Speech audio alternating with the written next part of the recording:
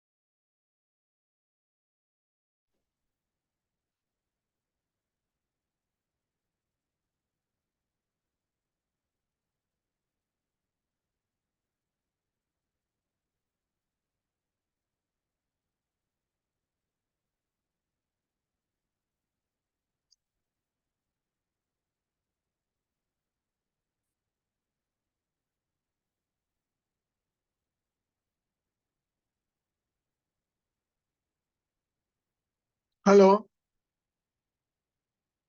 Hello.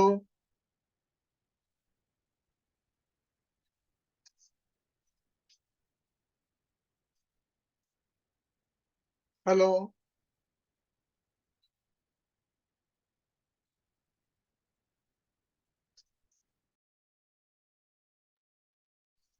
Hello. Hello sir, आवाज येतोय? आवाज येतोय? हो, येतोय. चलो। श्लोक 77।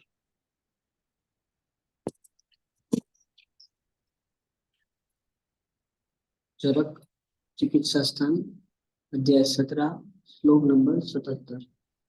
हम्म, लीनः च एतत् दोषशेषः स्यात् धूमे हितं निरुहेत बुद्धः हरिद्रां पत्रमेलनूनं लाक्षां मनशिलाम्। बस स देव बस बस बस। आपने वमन दिया। वमन के बाद उरस्थान में, नासा में, सिर में, कंठ में सूक्ष्म मात्रा में शेष दोष निकाल रहे हैं। उनको यदि आपको निकालना है तो क्या करना, ये बता रहे हैं। अब यहाँ लीनः चेत दोष शेषः से अभिप्राय है उर, कंठ, नासा, सिर। इनमें यदि दोष कोई बचे हैं तो नासा मार्ग से उनको निकालना है।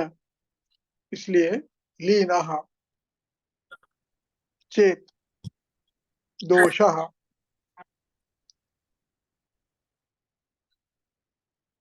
दोषशेषः। दोषशेष ये सामाजिक सामासिक शब्द है। बचे हुए दोष, दोषः ये शेषाः।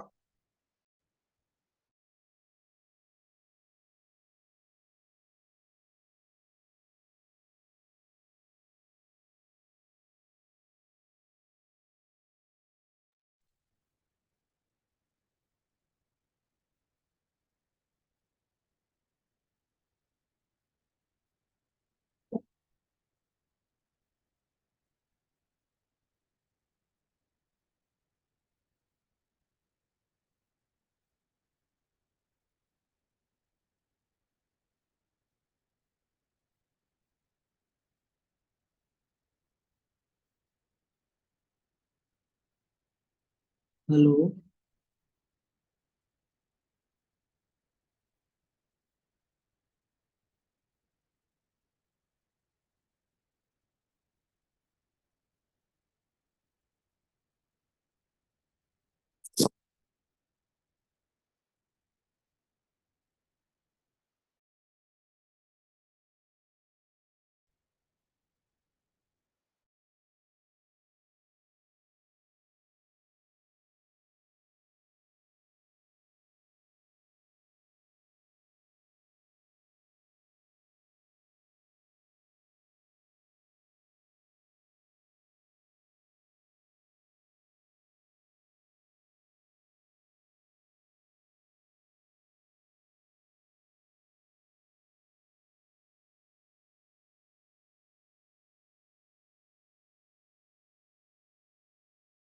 ज्वाइन करना पड़ेगा।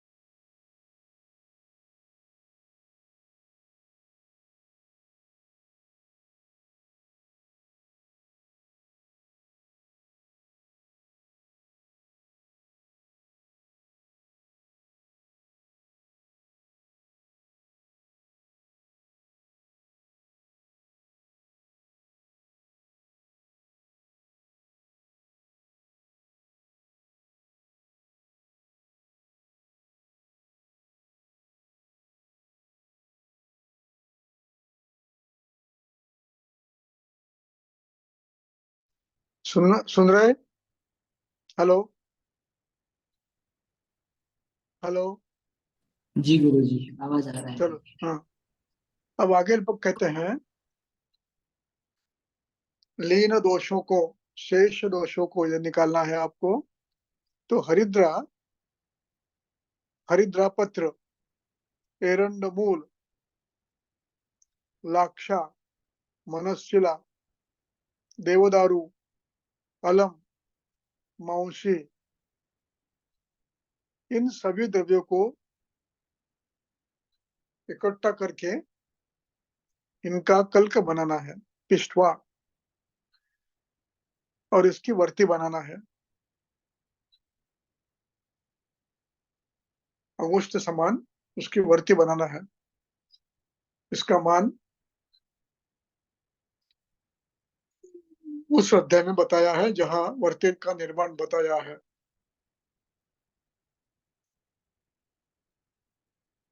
अब इसमें पिष्टवा वर्ती प्रकल्पयेत,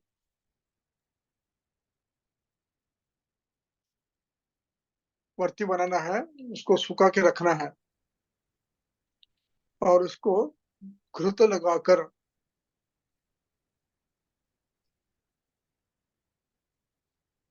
धूम्रपान की नेत्र में जो 22 अंगुल होता है, ये वैरेचनिक धूम है। इसमें अलम शब्द है। तीसरी पंक्ति में सदेवदारु अलम, अलम यानी हरताल, ये विषय द्रव्य है।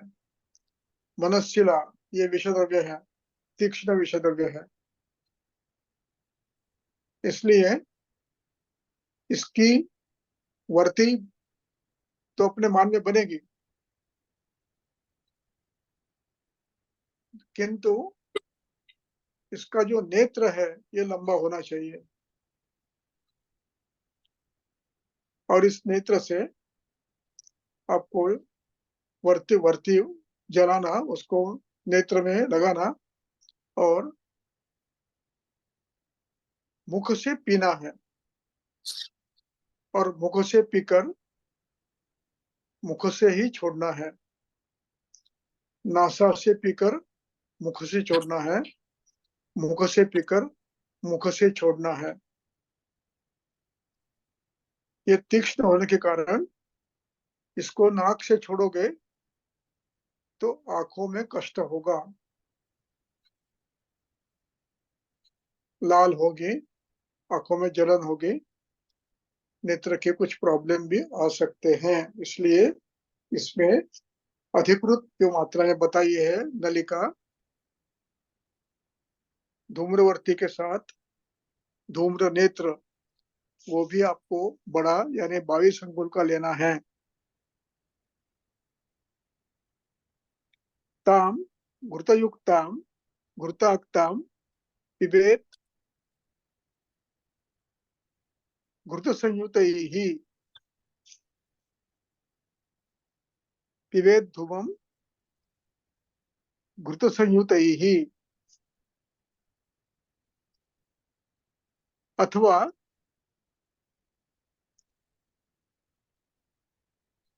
यवै मधुच्छिष्टम सर्जरसम घृतम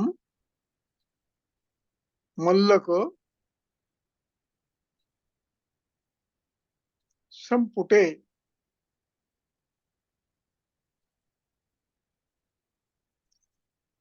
संपुट में यानी सराव में ये द्रव्य सब डालने हैं। इसमें मधुच्छिष्ट, सर्जरस, घृत, यव, बाल, केश, स्नायु, गाय के केश, गाय के स्नायु,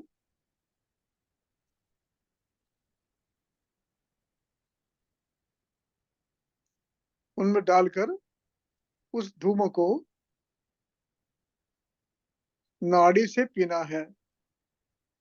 नाड़ी शौनक की हो, एरंड की हो, वंशी की हो, या अन्य कोई बना सकते हो तो उसकी बनाओ। उसी प्रकार पद्मक, गुग्गुलु, लोह, शल्लकी, इनकी भी आप वर्ती बना सकते हो, अथवा पुटक में डालकर, पुटक यानी उसके लिए आपको ये चाहिए, क्या बोलते हैं उसको, उसको आ, एक धूम्रपान का स्नेह आता था, राजे लोग पीते हैं, उसको गुड़गुड़ी कहते हैं हमारे में। तो उसमें डालकर आप हुक्का, हुक्का उसको हिंदी में हुक्का कहते हैं, हुक्के में डालकर पीना चाहिए।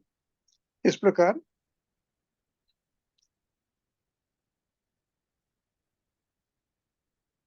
उसके बाद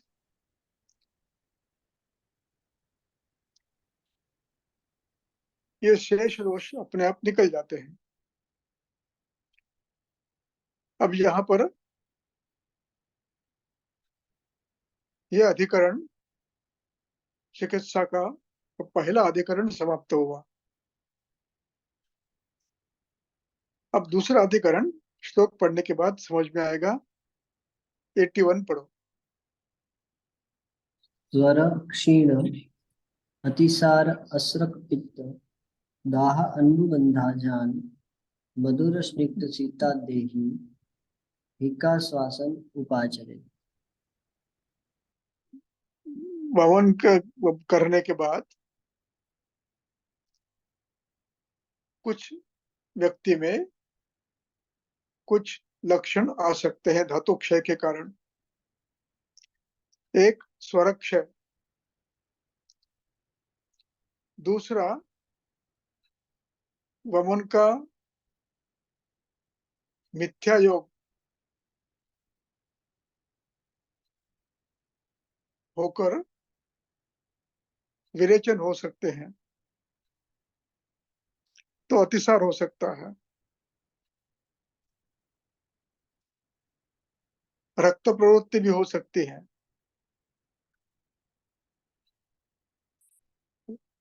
दाह हो सकता है। इन सब का यदि अनुबंध है तो इस व्यक्ति को मधुर स्निग्ध शीत आद्य ही उपाचरे, इस हिक्का श्वास में यह लक्षण यदि उत्पन्न है तो मधुर स्निग्ध शीत आद्य ही उपाचरेत, यानी इस पर सिद्ध घृत अथवा सिद्ध क्षीर, पद्मक आदि के सिद्ध, पद्मक दूर्वा, मौक्तिक प्रवाल आदि से सिद्ध देना चाहिए। आगे पढ़ो 82। न सेद्याः पित्तदाहार्ताः रक्तस्वेद अतिवर्तिनः क्षीण धातु बलाः वृक्षाः गर्भिणीः च अपि पित्तलाः। अब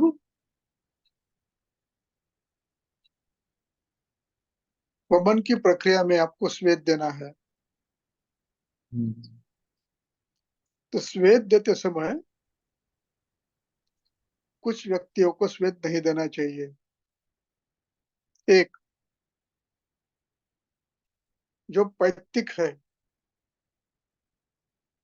बलवान दाह है, रक्त की अति प्रवृत्ति हो रही है, अथवा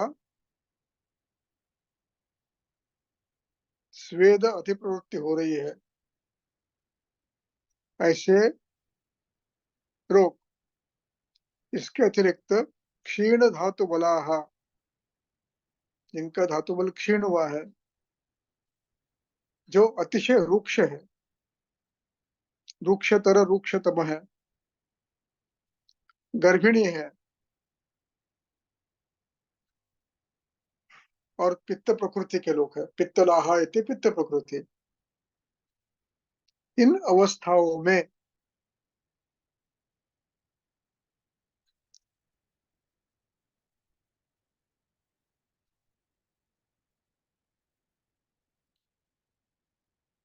इन अवस्थाओं में बंद हो गया, आवाज नहीं आ रहा।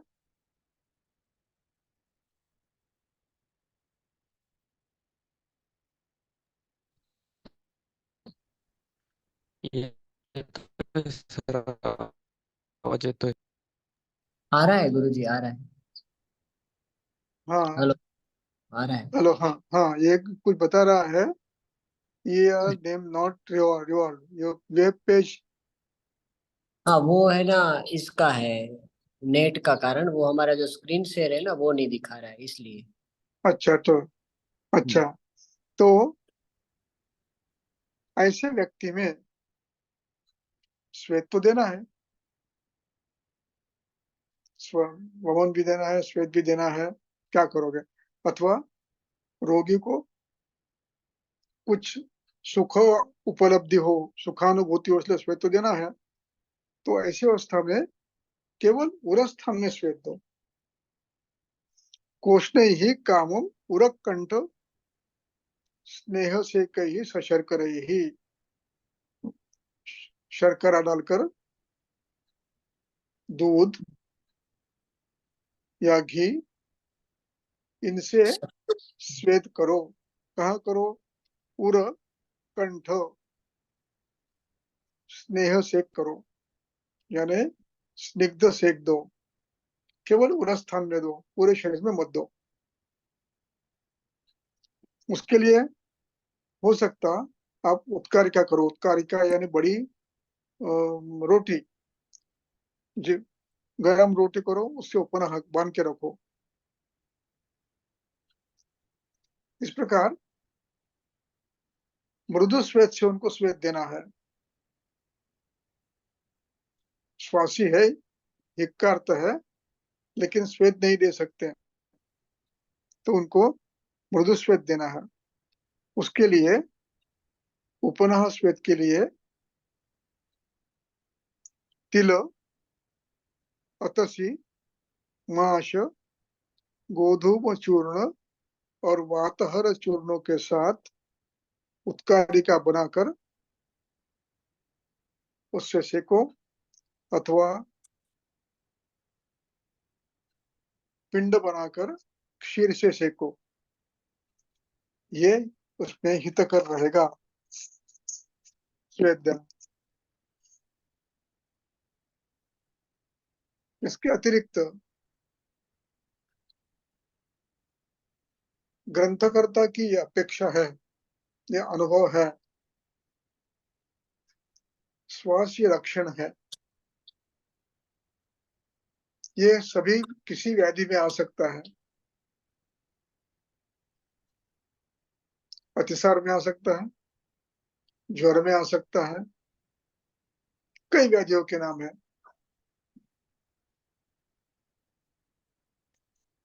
इन व्याधियों में भी श्वास उत्पन्न होता है, वो कफज होता है, पित्तज होते, वात कफज होता है। ऐसी अवस्था में पेशेंट आपके पास आता है, जैसे नवज्वरी, कफज नवज्वरी हो तो उसको लोबार निमोनिया हो सकता है, निमोनाइटिस हो सकता है, और सांस आ सकता है, ये भी ऊर्ध्वश्वास हो सकता है। ऐसी अवस्था में क्या करना है?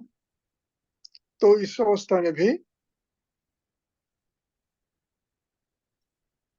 पहले सभी चिकित्सा ज्वर होने के कारण लंघनात्मक ही करनी है। अब लंघनात्मक चिकित्सा कैसी करनी है, तो उसका वर्णन बता रहे हैं। विलंघनम, वृक्षस्वेदम विलंघनम। नवज्वर है, आमोदोष है, तो वृक्ष स्वेद दो और विलंघन दो, यानी उपवास तो थोड़ी देर तक, और आमाशय निराम होने के बाद, स्थैमित्य समाप्त होने के बाद फिर उसको आप आम पाचन द्रव्यों का प्रयोग करो, अग्निदीप्त करो और फिर भोजन की व्यवस्था करो। तो समीक्ष, अब समीक्ष यानी देखकर, समुपसर्ग है, इक्ष धातु है और उसका लबंत है, देख कर, अवस्था देखते हुए आप इसको थोड़ा सा पेया वगैरह देकर सद्य वमन करा सकते हो। उल्लेखनम वापि कारयेत लवणाम्बुना, पेया दे दो 2-3 ग्लास और लवणाम्बु देकर या उष्णाम्बु देकर निकाल दो।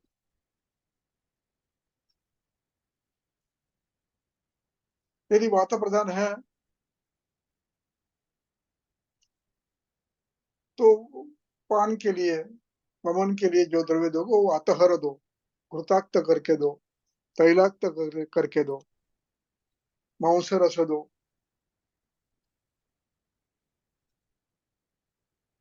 और निराम अवस्था में है तो आप अभ्यंग भी कर सकते हो। अब इसके बाद एक अधिकरण ये ज्वर का हुआ, दूसरा अधिकरण है उदावर्ते तथा अधमाने।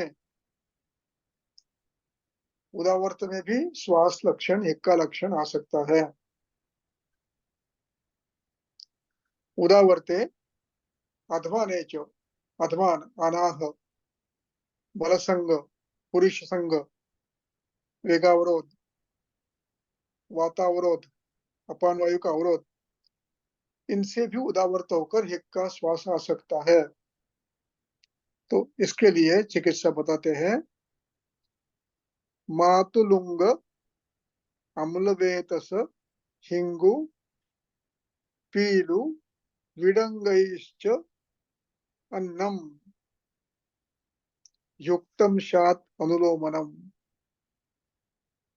अब अन्न देना है तो मातुलुंग अम्लवेतस हिंगु पीलु विडंगैः च, विडैश्च, विडै विडलवन, इनसे युक्त भोजन दो। तो ये अनुलोमन उदावर्त का अपने आप हो जाता है। ये तीसरी अवस्था बताई, एक ज्वर की बताई, ज्वर में सामावस्था। दूसरी अवस्था ज्वर में वातपित्तोत्तर अवस्था है, तो आप घृत, रस, अभ्यंग, इनका भी प्रयोग कर सकते हो वातज है तो। यहाँ पर एक अधिकरण समाप्त हुआ, जिनमें श्वेत दे नहीं सकते ऐसे व्यक्ति में श्वेत कैसे देना, और इनको ऐसे व्यक्ति में वमन कैसे देना। नवज्वर आदि हो, सामावस्था हो, तो वमन कैसे देना, इसका भी उल्लेख यहाँ पर उन्होंने किया। अब यहाँ से चर्चा का अधिकरण बदलता है। चर्चा का अधिकरण 80 से लेकर 90 तक क्या है वो श्लोक पढ़कर ही समझ में आ सकता है, इसलिए श्लोक पढ़ेंगे पूरा। चरक चिकित्सा सप्ताह श्लोक नंबर 88। हिक्का श्वास आवई ही एक, बलवान दुर्बलः अपरः, कफ अधिकः तथा व एकः, वृक्षः बहवः अनिल अपरः, कफाधिके बलस्ते च वमनं सविरेचनं, कुर्यात् पथ्यासीने धूमलेहादिशमनं, ततः वातिकान् दुर्बलान् बालान् वृद्धाः च अनिलसूदनैः तर्पयेत् एव समनैः स्नेहयूषरसादिभिः। मुझे लगता है आपको अधिकरण ध्यान में आ गया है। हिक्का श्वास में रोग की भिन्न भिन्न क्षमताएं बल हो सकता है। दोष बल और शरीर बल ये भिन्न हो सकता है। अब इन भिन्न बलों का वर्णन ग्रंथकर्ता कर रहे हैं। क्या हो सकता है? तो पहला, एको बलवान,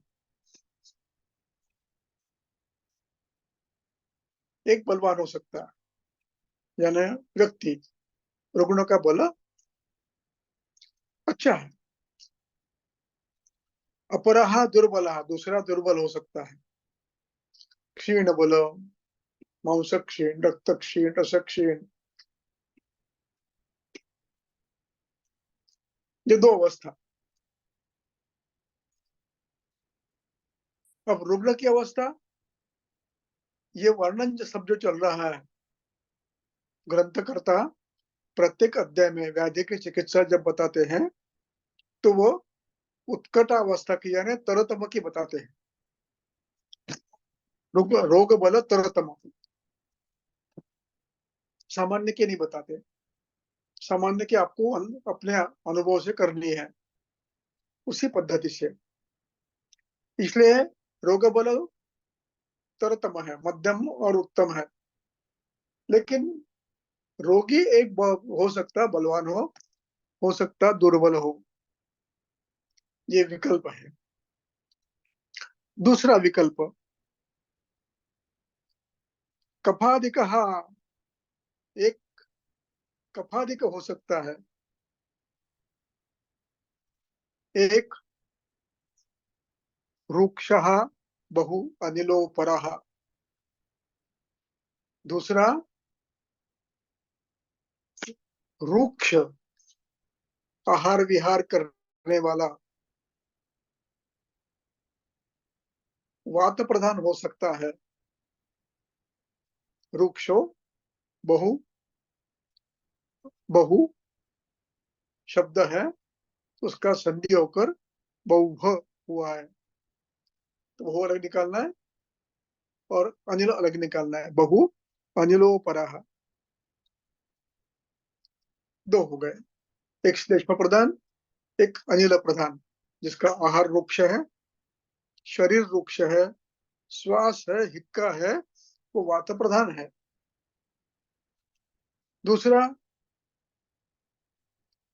बलवान है, रुग्ण बलवान है, व्याधि बलवान है, कफ बलवान है, हेतु बलवान है, कफ के हेतु ही बलवान है।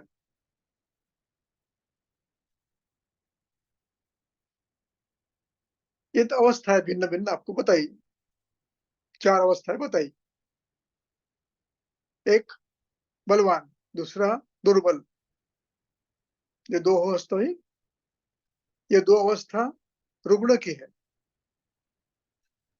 अब दो अवस्था दोषों की बता रहे हैं। एक श्लेष्मा बलवान है, एक में वायु बलवान है।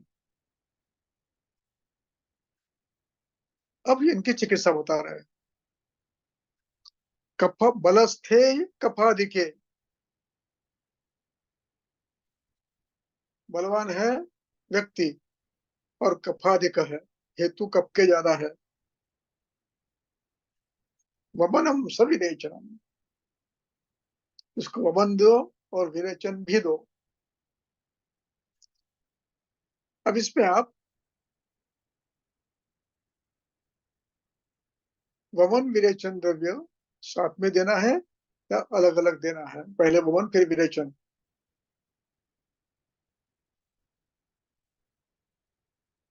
ऐसे भी कर सकते हैं। अब ये देखना है कि क्या हम एक ही कृति में दो कृति कर सकते हैं, वमन भी कर रहे हैं और विरेचन भी कर रहे हैं। ऐसा कल्प बना सकते हैं, ग्रंथकर्ता की अपेक्षा है क्या, ये भी विचार करना है। ये विचार क्यों करना पड़ रहा है कि आपने वमन द्रव्य दिया, उस द्रव्य से भी विरेचन कभी कभी होता है, तो उसको अयोग कहते हैं। लेकिन यदि व्याधि वात श्लेष पर पैतृक है तो इस व्यक्ति में अपने स्वेदन स्नेहन दिया है, मदन फल दिया है, तो उससे भी विरेचन हो सकता है। इसलिए स्वतंत्र रूप से देने का विचार तब तक स्थगित करना जब तक वमन नहीं होता।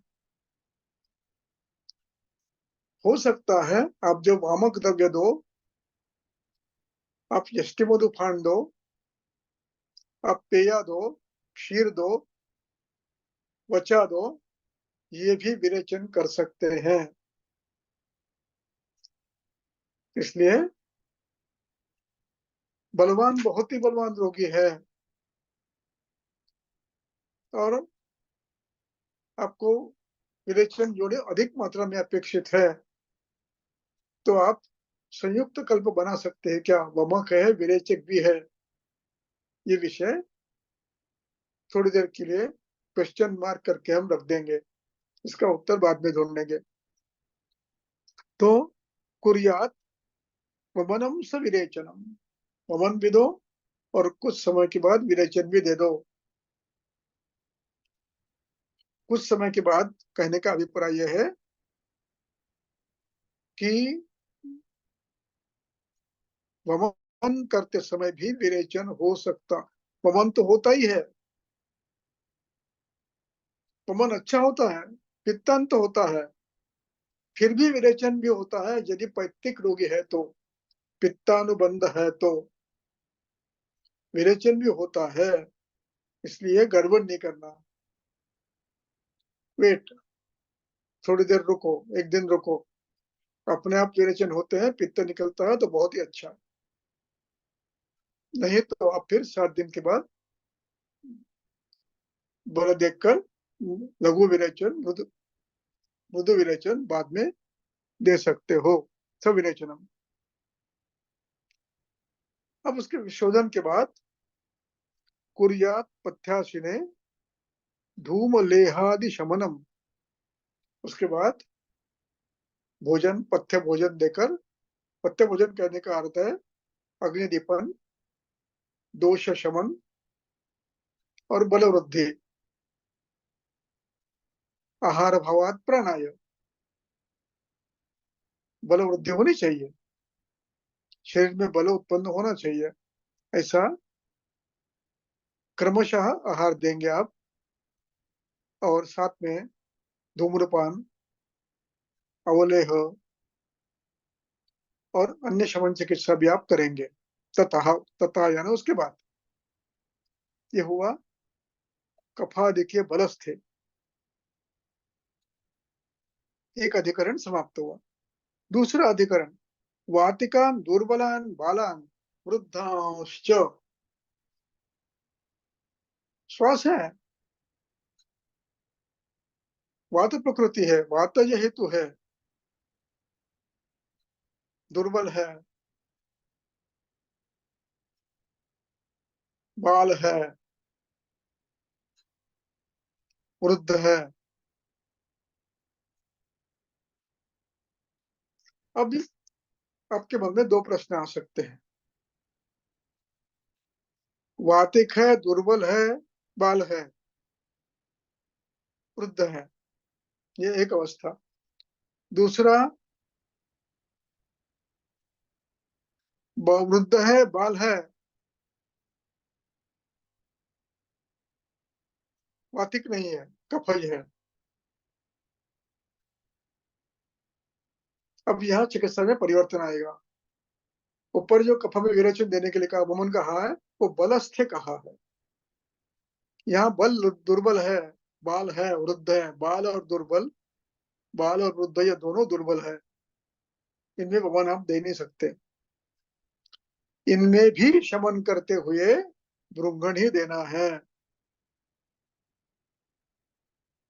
वातिक है,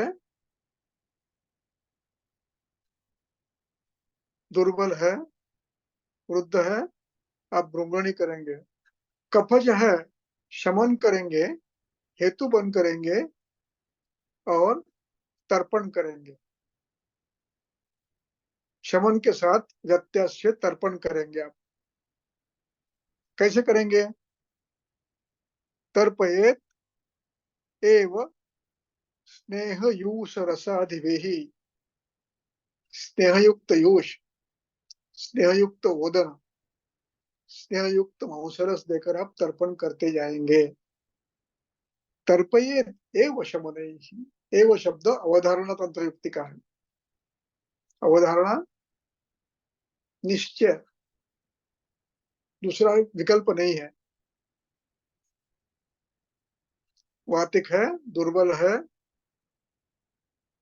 बाल है, वृद्ध है, आपको तर्पण का विचार करना ही है।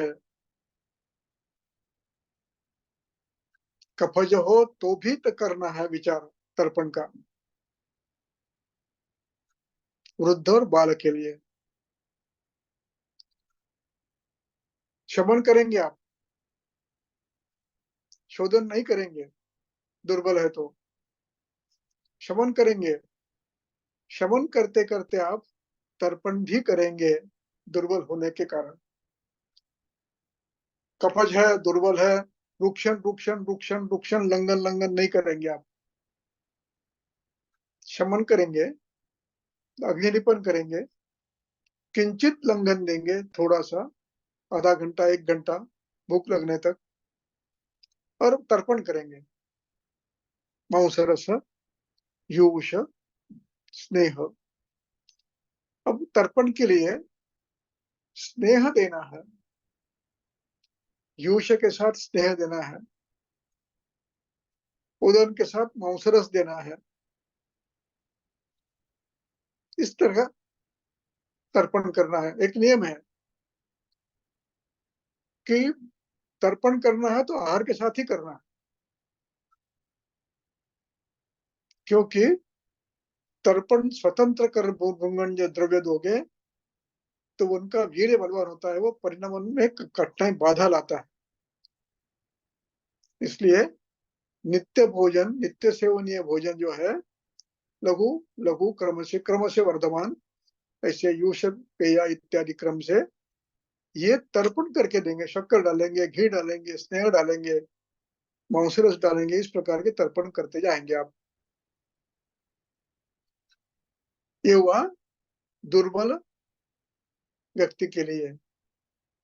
वातिका के लिए तो ये करना ही है, और ये बाल, वृद्ध, इनको भी कफज व्याधि में भी, हिक्का में भी आपको कफश्लेष्मा की शमन चिकित्सा होने के बाद आपको साथ में व्यत्यास से तर्पण करना ही है।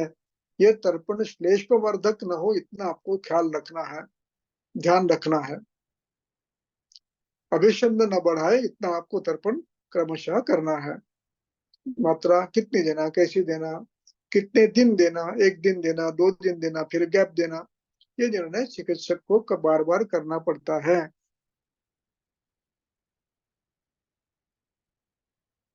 यहाँ ये अधिकरण समाप्त हो गया।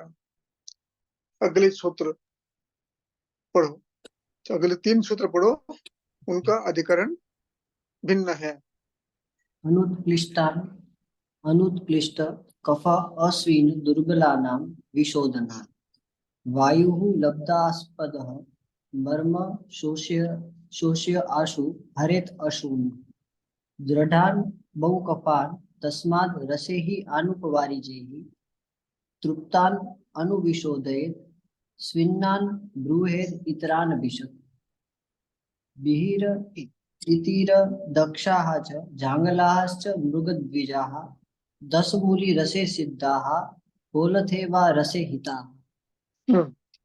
अब यहाँ पर शोधन के कुछ नियम बता रहे हैं।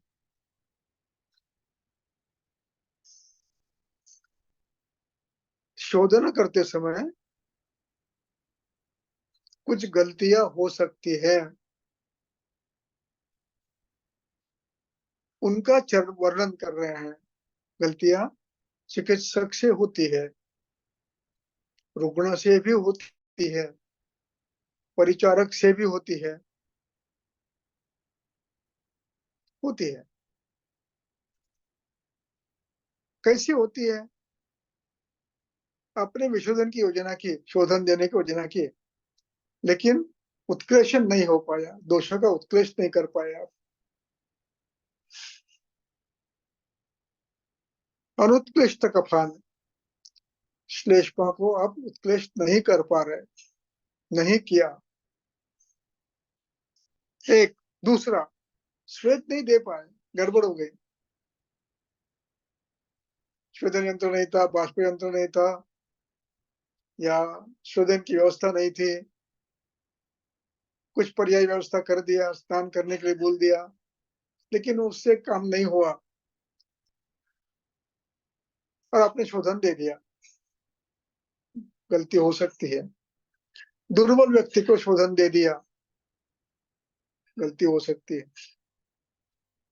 अनुत्कृष्ट कफान विशोधनात्, अस्विन्नान विशोधनात्, दुर्बलानां विशोधनात्। तीन विकल्प है, तीनों का विशोधन यदि गलती से कर दिया आपने, एक अनुत्कृष्ट कफान, दो श्वेत कम दिया या दिया ही नहीं, तीसरा दुर्बल है, ऐसी अवस्था में वायु शरीर का आश्रय करता है और मर्मों का संशोष करता है। मर्मों का पोषण ठीक नहीं होता। यहाँ मर्म से शिरोमर्म, हृदय मर्म है और रुक्क मर्म है। तीन मर्मों का सम्यक पोषण न हुआ तो हरेत असून, यहाँ प्राण पीड़ा होती है। हरेत असून का शब्द है प्राण जाना, लेकिन ये शाब्दिक अर्थ यहाँ नहीं लेना है। ये प्राण पीड़क होता है,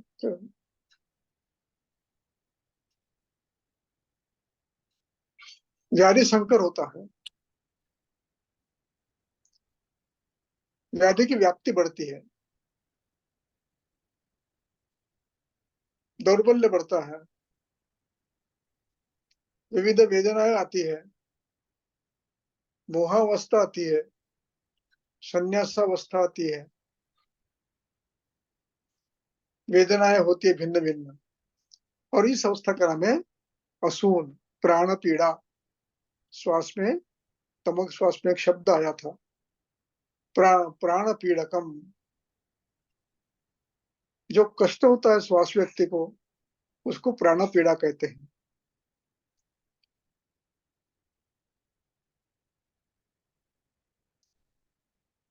इसलिए मर्मों को रक्षण करना है तो इस प्रकार की गलती नहीं करना। अगला सूत्र पढ़ो फिर से। दृढ़ान, दृढ़ान बहुकफान तस्माद् रसैः आनुपवारिजैः तृप्त तृप्त अणुः विशोदयेत् पिन्नान् ब्रूहयेत् इतरान् विशक। हाँ, अब यहाँ पर श्लोक पढ़ते समय थोड़ा ध्यान देना है कि कहाँ वाक्य भिन्न होता है। मैं पढ़ता हूँ, आप ध्यान में समझ जाएंगे। दृढ़ान बहुकफान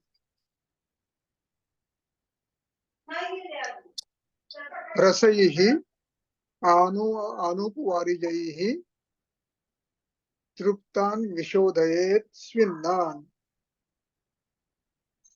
दृढ़ व्यक्ति बहुकफ व्यक्ति को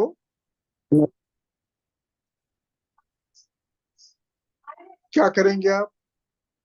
पहले स्विन्न करेंगे, उसके बाद आनुपवारिज रस ही तृप्त करेंगे। आप उत्क्लेशन के लिए अनुपवारिज द्रव्य देंगे जो उत्क्लेश करते हैं। इसीलिए चावल और दही ये देने के लिए उन ग्रंथकर्ता का आदेश है। और इससे तृप्त होने के बाद आप विरेचन शोधन दे दो। ये किसके लिए है? बहुकफान, दृढ़ान बहुकफान। दृढ़ है, बलवान है और बहुकफ है, उसको भी उत्क्लेशन के लिए एक विशेष अधिकरण है। क्यों? इस सूत्र में 91 में एक शब्द आया है, अनुत्कृष्ट कफान। यह अनुत्कृष्ट कफ अवस्था दूर न हो, इसलिए क्या करना, इसका वर्णन यहाँ बता रहे हैं। दृढ़ान बहुकफान अपि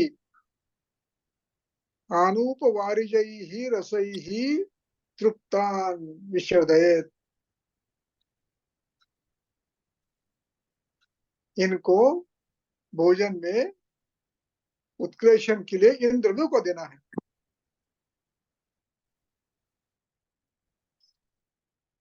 अब यहाँ ये वाक्य एक विषय समाप्त हुआ। अब दूसरा समाविषय है इतरान भृंगयेत्। इतरान इति वातिकान, दुर्बलान, बालान, वृद्धान। इनको शोधन का विषय नहीं है, इनको शमन भृंगन करते रहो मांसरस देकर। उनके लिए बर्हि, तित्तिर, दक्षाश्च, जांगलाश्च, मृगद्विजाः। इसके लिए जांगल प्राणियों का मांसरस, पक्षियों का मांसरस आप दे सकते हैं। तो दशमूल रसे सिद्धः, दशमूल के क्वात में सिद्ध किया हुआ, अथवा कुलत्त के यूष में सिद्ध किया हुआ दे मांसरस आप शमन के लिए देंगे, जो वातश्रवण भी करेगा और जंगल होने के कारण श्लेष्मा को भी नहीं बढ़ाएगा। इस प्रकार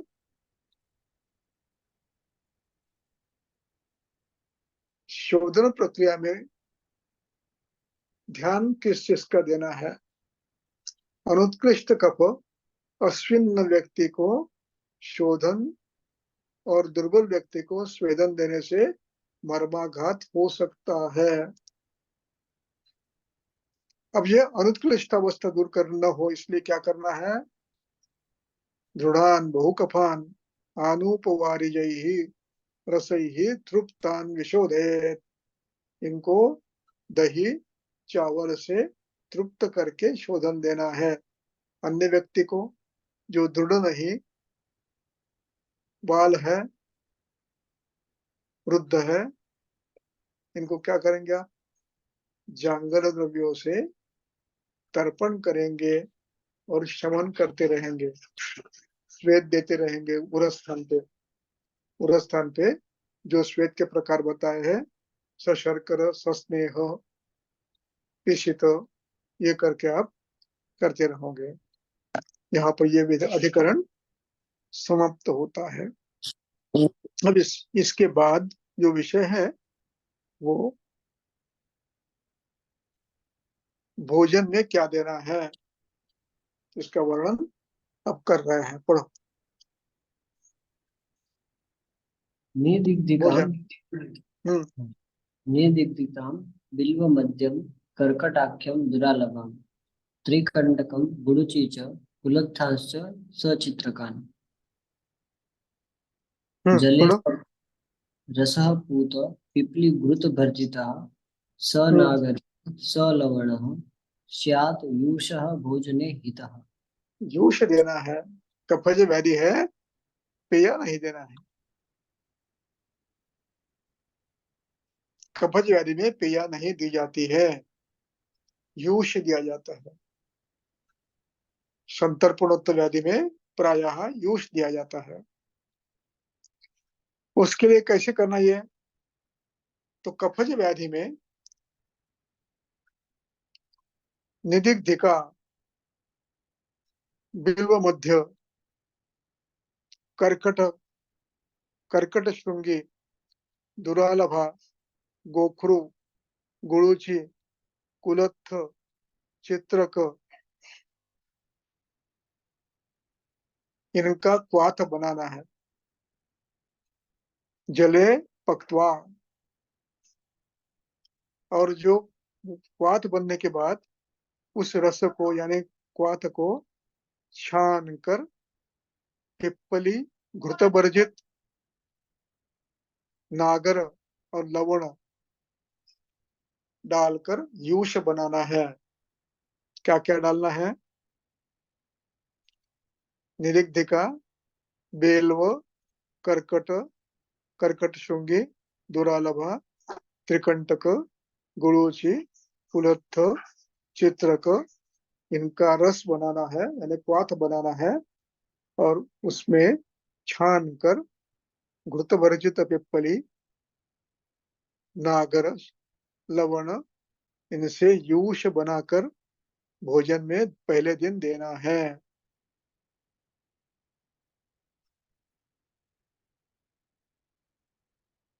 ध्यान में आया? यहाँ पर भोजन में यूष देना है।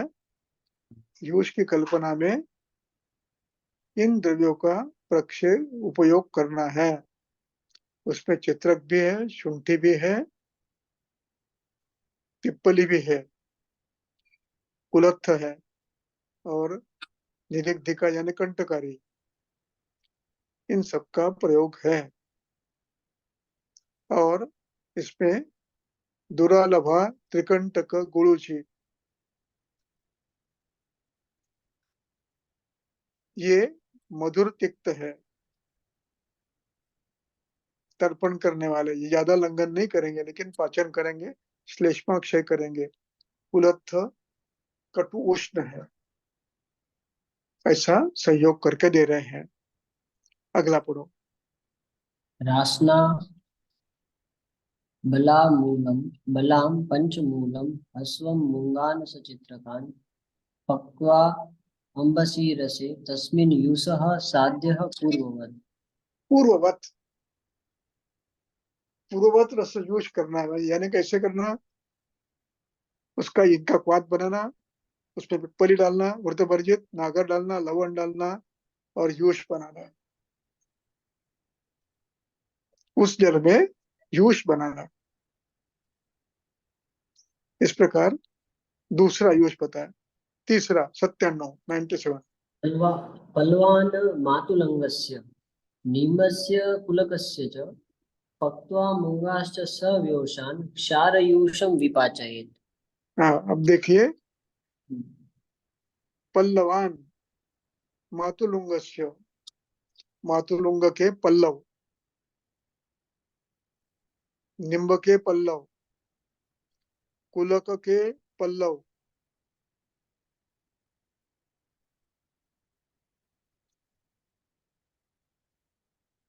पक्तवा, इनको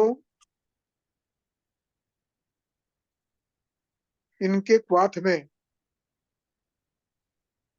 मुद्ग और व्योश और क्षार, इनको सिद्ध करना है, यानी यूष बनाना है।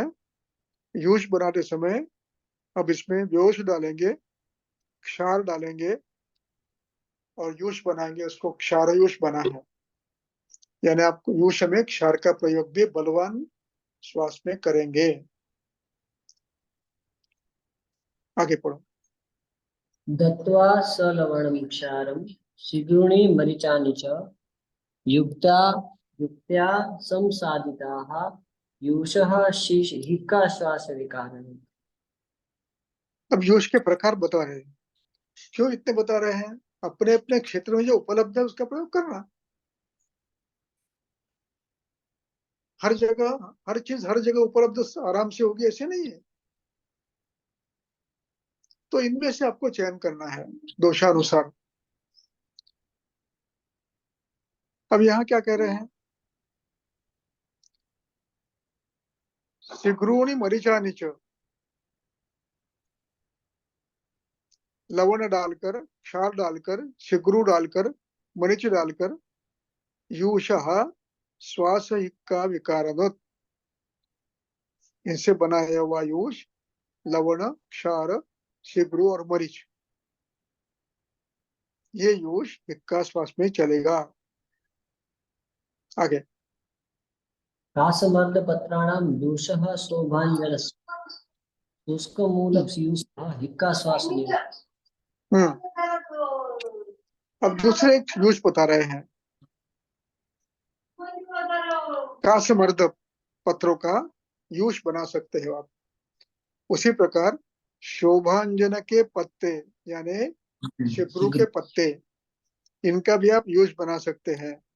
शुष्क मूल का भी यूज बना सकते हैं और वो भी दे सकते हो। और उसमें आवश्यक हो तो लवण, पिप्पली, क्षार, इनका प्रयोग आप यथाशक्ति यथा न्याय कर सकते हो, यथा दोष कर सकते हो। आगे। सदधि व्योष सर्पिष्कः यूषः वातकज्ञहरितः स्थाली षष्ठी यव अन्नानि अनवानि च। अब दूसरा व्योष का एक कल्प बता रहे हैं। सदधि यूष बनाना है, उसमें वार्ता का डालना है, व्योष डालना है, सर्पी डालना है, दधि डालना है। ये अवस्था बदल गई है, ये वात प्रधान है।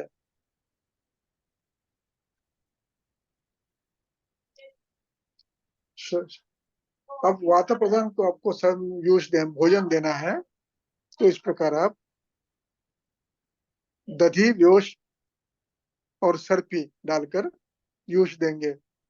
इसके अतिरिक्त शाली, षष्टिक, गोधूम, यव, इनका भोजन भी आप देंगे।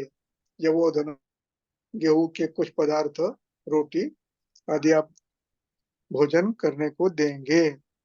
इस प्रकार भोजन की व्यवस्था उन्होंने यहाँ की है। 100 हो गए हैं, आज यही रुकेंगे। अगला 101 से आगे जाएंगे, फिर आज यही रुकते हैं। जी गुरु जी, धन्यवाद। धन्यवाद।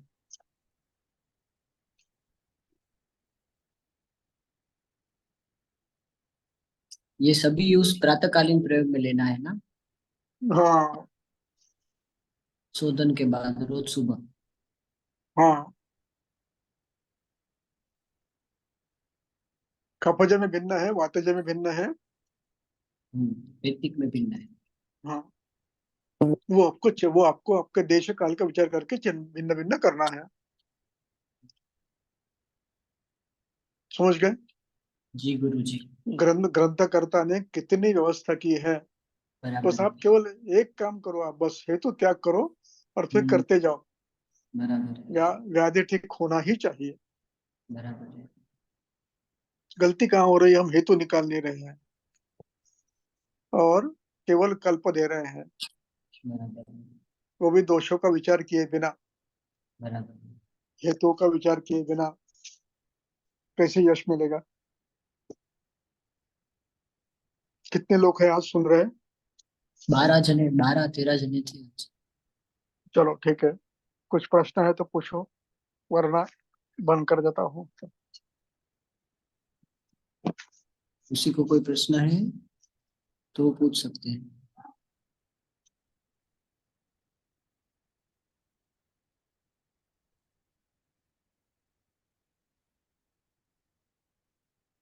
नहीं है गुरु जी। चलो ठीक है। प्रणाम।